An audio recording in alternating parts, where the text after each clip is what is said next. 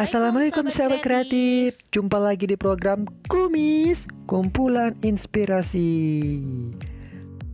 Tentunya di program ini bakal menambah wawasan dan hal inspirasi untuk sahabat kreatif semua. Emang mau bahas tentang apa sih Bang Kelvin? Di episode kemarin kan kita sudah bahas bersama sutradara film Makmum, yang tentunya sudah membagi pengalamannya mengenai dunia perfilman. Jadi, di episode kali ini kita kedatangan narasumber yang gak kalah keren loh dah. Di episode kali ini kita bakal membahas tentang dunia news anchor. Nah, tentunya pekerjaan ini sering banget nih menghiasi layar kaca di Indonesia. Tapi tahu nggak news anchor itu apaan? Tahu dong Bang Kelvin. News anchor adalah orang yang bertugas membacakan berita, tapi dalam acara tersebut ia juga berimprovisasi dengan memberikan komentar pada berita yang dibacakannya. Selain itu, ia juga melakukan live interview dengan format driven. Bisa juga ikut memberikan pelaporan secara langsung pada saat berita berlangsung. Tapi tau gak Sinda, kalau sebenarnya news anchor dan news presenter itu berbeda loh. Bukannya sama ya Bang Kelvin? Kan sama-sama bacakan berita di depan kamera. Tidak semudah itu dah. Kedua profesi tersebut memiliki tugas yang berbeda loh. Nah, di episode kali ini kita bakal membahas semuanya. Jadi, pastikan sahabat kreatif tonton video ini sampai habis ya. Oh iya, jangan lupa juga di subscribe. Hehehe.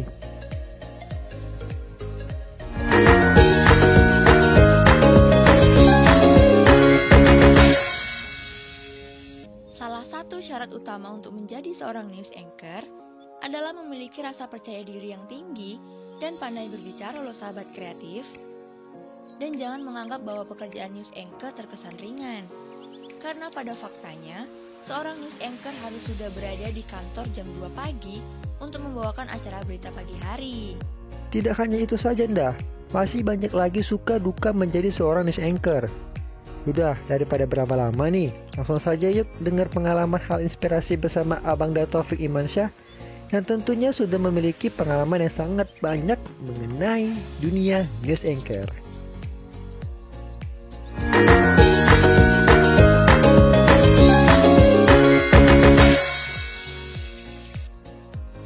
Sejak tahun 2002, beliau bekerja di Trans 7 membawakan berita redaksi malam, redaksi sore, dan redaksi pagi. Selain sebagai news anchor, beliau juga menjabat sebagai produser di program redaksi. Wah, luar biasa ya. Kalau gitu, yuk dengarkan kisah Abang Taufik Imansyah terkait dunia news anchor. Jangan lupa, ambil catatan kamu ya.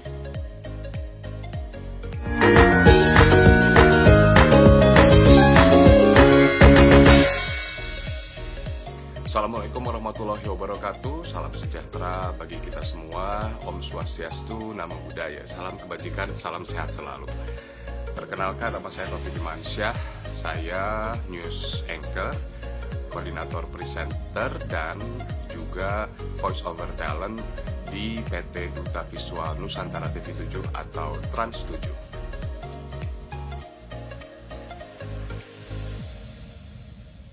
Banyak yang nanya, Bang, kalau jadi jurnalis, news anchor atau news presenter itu harus backgroundnya komunikasi atau dari jurnalistik ya? Enggak, karena saya sendiri adalah lulusan Sekolah Tinggi Pariwisata Bandung. Jadi ketika saya lulus, saya langsung bekerja di radio sebagai penyiar.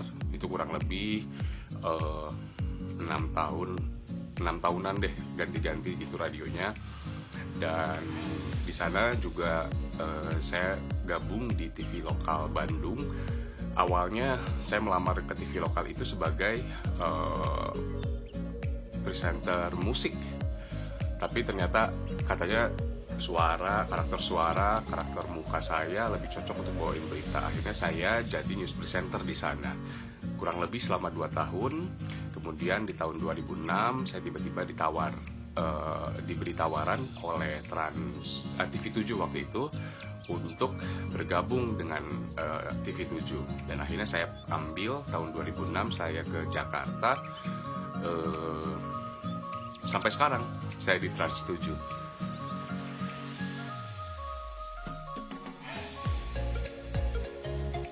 Sebenarnya jadi news anchor ini nggak pernah kepikiran sama sekali, karena dulu saya paling nggak suka tuh yang namanya berita politik, ekonomi, apa itu saya nggak ngerti, dan saya juga kurang suka gitu ya.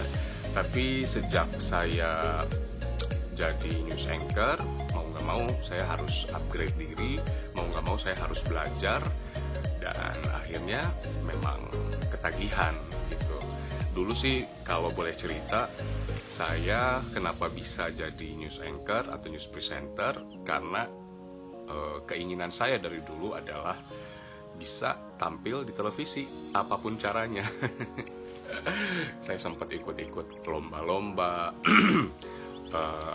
ajang bakat gitu ya, sampai akhirnya udah kecantol di news anchor ini.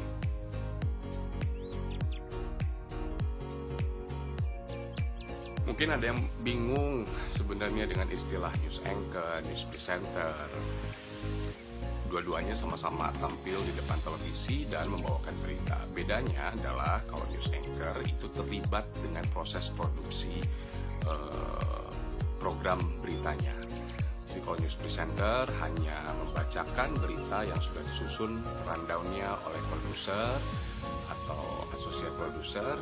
Nah, kalau news anchor itu terlibat dalam proses editing naskah, penyusunan rundown, bahkan untuk voice over, kemudian pemilihan berita mana yang layak tayang atau tidak.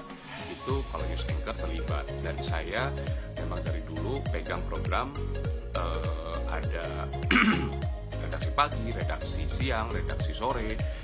Hanya untuk tahun ini, hanya untuk beberapa tahun ke belakang aja saya memang pegang program yang berbeda. Tapi saya juga diberi kesempatan untuk ikut terlibat dalam proses produksi berita.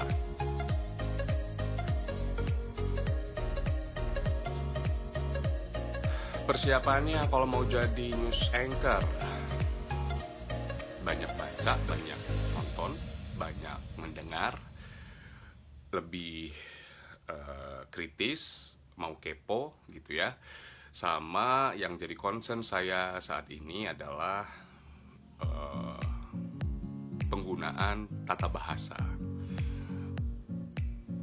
Untuk berbicara, untuk menulis naskah itu dibutuhkan struktur di otak kita, bagaimana caranya menyusun naskah yang baik dan benar dan bertutur yang baik dan benar. Dan itu hanya bisa dilatih ketika kita melakukannya dalam kehidupan sehari-hari. Nah, sayangnya karena sekarang zaman now, kids zaman now itu kalau melakukan percakapan, baik itu tatap muka maupun secara online, daring gitu, biasanya menggunakan bahasa-bahasa yang kadang suka nggak dimengerti ya, dan itu bisa terbawa dalam pekerjaan kalau dilakukan setiap hari secara sadar. Nah gitu ya, sesekali boleh lah untuk bercanda dengan teman, tapi usahakan ketika berbicara dengan orang yang dikenal, orang baru, atasan, kakak kelas atau siapapun itu yang lebih dihormati, yang lebih tinggi derajat dari kita, usahakan untuk menggunakan bahasa yang formal. Itu sebenarnya untuk latihan sih, latihan bagaimana kita bisa bertutur dengan baik, kemudian bisa menulis dengan baik. Jadi perbanyaklah membaca dan menonton berita atau membaca surat kabar gitu ya. Koran sudah nggak zaman ya, mungkin lewat online aja kita baca, itu akan memperkaya diksi. Jadi penggunaan kata-kata itu juga penting ya, karena yang namanya berita itu dari zaman dulu sampai sekarang sebenarnya isunya mungkin sama-sama saja gitu ya, tapi yang membuat berbeda adalah pengolahan beritanya, dilihat dari angle yang mana. Jadi kita harus lebih kritis sebagai seorang jurnalis melihat sebuah isu.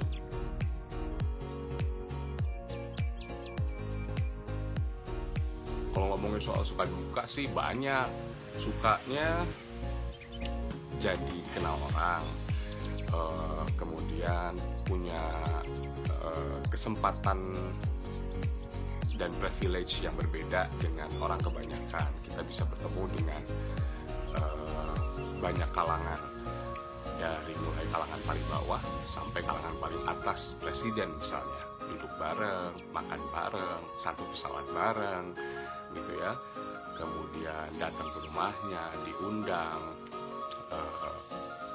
ngobrol empat mata, dekat seperti teman gitu ya, pejabat-pejabat. Tapi juga kita punya kesempatan buat bertemu dengan siapapun di kalangan bawah. Misalkan kita bisa lebih mengenal mereka, pekerjaan mereka, kehidupan mereka. Kalau ngomongin soal news anchor, lebih banyak ke jurnalisnya sebenarnya ya, kalau saya sukanya, karena bisa disebut deh makanan, restoran, hotel, dari yang mulai paling murah sampai yang paling mahal, kita bisa mendapatkan itu secara gratis. Dukanya kan jalan kemanapun juga dibayarin oleh perusahaan untuk liputan tentunya ya, untuk bekerja. Dukanya yaitu tadi, karena kita dikenal wajahnya oleh banyak orang, kehidupan pribadi jadi sedikit terbatas. Kita harus menjaga image sebagai seorang news presenter, news anchor, dan juga menjaga image perusahaan tentunya.